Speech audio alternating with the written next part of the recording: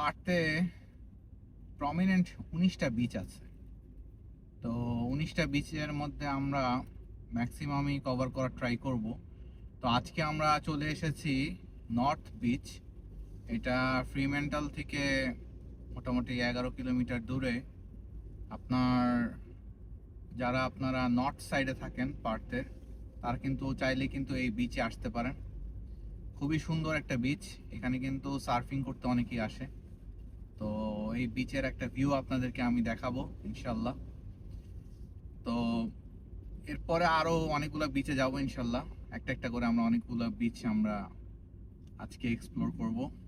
তো এখনই বলতে পারতেছি না কোন কোন বিচে যাব। তো সামনে যে বিচে যাব সেগুলো আপনাদেরকে ভিডিওতে অবশ্যই দেখাবো। চলেন আজকে প্রথমে এখন আমরা নর্থ বিচ সেটা এক্সপ্লোর করি। এটা খুব সুন্দর, দেখেন এখানে কিন্তু হাঁটার অনেক সুন্দর জায়গা আছে, প্রচুর গাড়ির পার্কিং এর ব্যবস্থা আছে। তো আপনারা যারা মনে করেন গাড়ি পার্কিং নিয়ে টেনশন করেন, এখানে আসলে টেনশনের কিছু নাই। যে দেখেন প্রচুর পার্কিং, তবে সানডেতে পার্কিং পাওয়া অনেক ডিফিকাল্ট।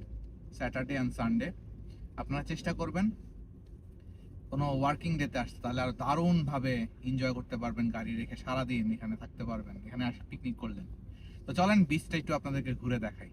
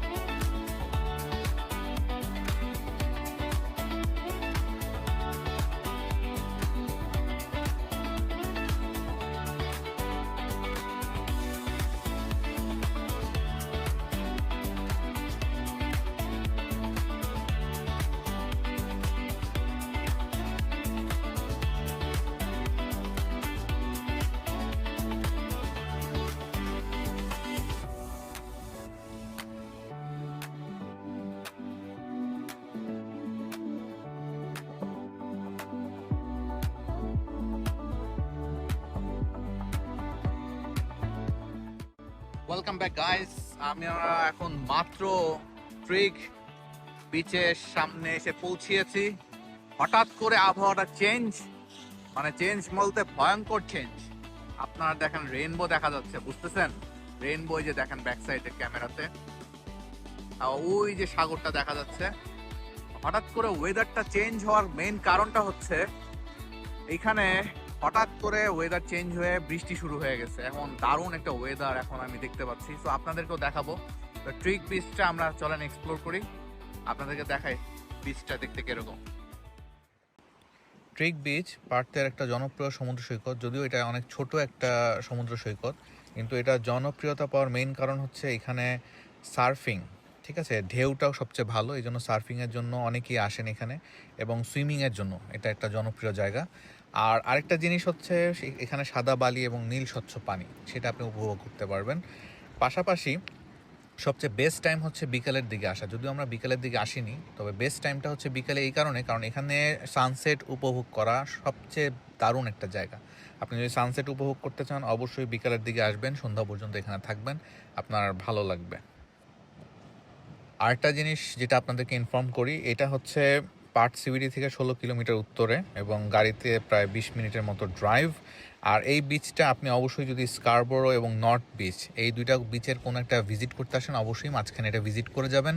কারণ হচ্ছে স্কারবোরো বিচ আর নর্থ বিচের ঠিক মাঝামাঝি সানসেট কোস্ট এলাকাতেই এই বিচটা অবস্থিত।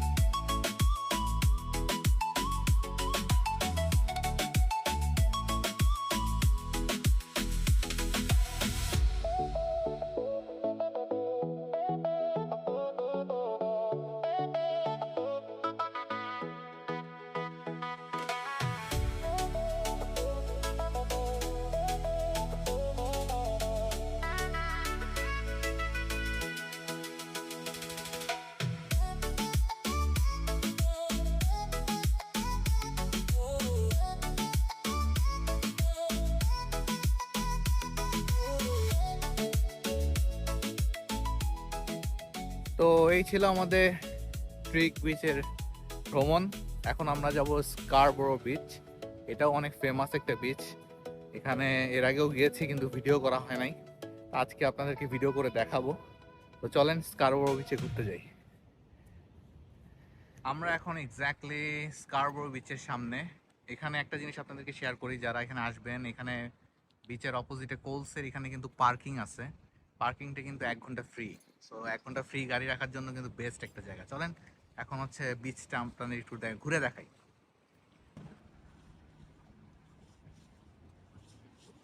পার্থে যতগুলো বিচ আছে এর মধ্যে স্কারবোরো বিচটা হচ্ছে আপনার র্যাঙ্কিং করলে নাম্বার 1 পজিশনে রাখা যায় অনেক কারণে। কারণ হচ্ছে এটা হচ্ছে আপনার মোটামুটি পার্থ সিবিডি থেকে সবচেয়ে কাছে, প্রায় 15-20 মিনিটের আপনার ড্রাইভিং।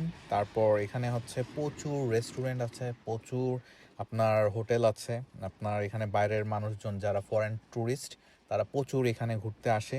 ফ্যামিলি নিয়ে এটা একটা দারুণ জায়গা, ফ্যামিলি নিয়ে আপনি এখানে ঘুরতে পারবেন। আর তারপর যারা সাঁতার কাটতে চান, তারপর সার্ফিং করতে চান, তারাও এখানে প্রচুর আসে। সানসেট, সানরাইজ এগুলো দেখার জন্য এখানে প্রচুর মানুষজন আসে। আর পাশাপাশি আপনার ক্যাফে এবং যে খাবারের যে ভ্যারাইটিস ধরনের রেস্টুরেন্ট আছে, সেই দিক দিয়ে আপনার দেখা যায় যে স্কারবোরো বিচ অন্য বিচের থেকে অনেকটাই আলাদা। আর পাশাপাশি এখানে হাঁটার ভালো ব্যবস্থা আছে, সাইক্লিংয়ের ভালো ব্যবস্থা আছে। মোটামুটি ওভারঅল একটা ট্যুরিস্ট অ্যাট্রাকশনের জন্য যেরকম একটা পারফেক্ট একটা বিচ হওয়া দরকার, স্কারবোরো বিচটা কিন্তু অ্যাকচুয়ালি সেরকম একটা বিচ। সো আপনি যদি অস্ট্রেলিয়া এসে থাকেন, বিশেষ করে পার্থে, অবশ্যই প্রথমেই এই বিচটাতে আসবেন আমি মনে করি। তো চলেন আপনাদেরকে বিচের একটা ভিউ এখন দেখাই।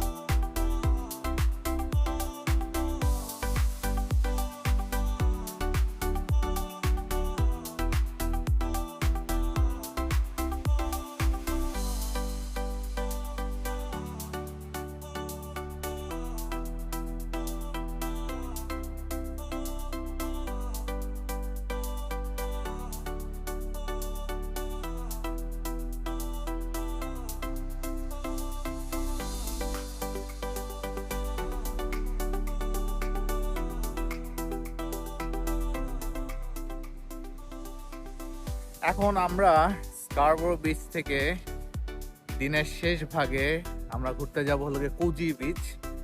তো এখন ওয়েদারটা একটু ভালো হওয়া শুরু হয়েছে, আপনার বৃষ্টি বন্ধ হয়েছে, সানলাইটও দেখা যাচ্ছে, এতক্ষণ সানলাইট ছিল না। তো চলেন কোজি বিচে ঘুরতে যাই। তো আশা করি ওখানে একটা দারুণ সিনারি আপনাদেরকে দেখাতে পারবো। Let's go. ফাইনালি পৌঁছে গেছি কোজি বিচে, এখন আমরা বিচে নামবো। চলেন বিচের ভিউটা আপনাদেরকে একটু দেখাই। পরন্ত বিকেল, আমাদের এখন অস্ট্রেলিয়ার টাইম হচ্ছে বিকাল 4:30। 5:15টার দিকেই সন্ধ্যা হয়ে যাবে, একদম সন্ধ্যার আগ মুহূর্তে। দেখেন ভিউটা দেখেন, আশা করি একটা দারুণ ভিউ পাবেন এই সন্ধ্যার আগ মুহূর্তে। সাধারণত সন্ধ্যার আগ মুহূর্তের ভিউগুলো হয় দারুণ।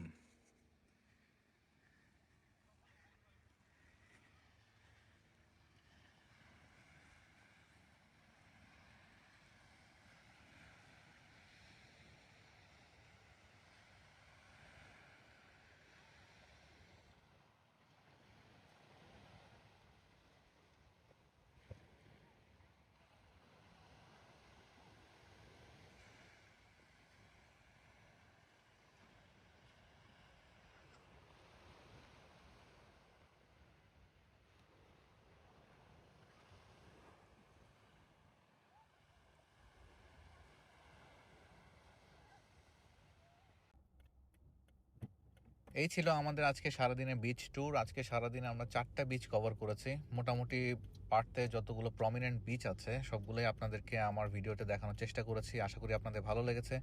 আপনারা যদি কখনো পার্থে আসেন অবশ্যই এই বিচগুলো ঘুরবেন, আশা করি আপনাদেরও ভালো লাগবে। সবাই ভালো থাকবেন, আমার জন্য দোয়া করবেন। দেখা হবে আরেকটা ভিডিওতে। আল্লাহ হাফেজ।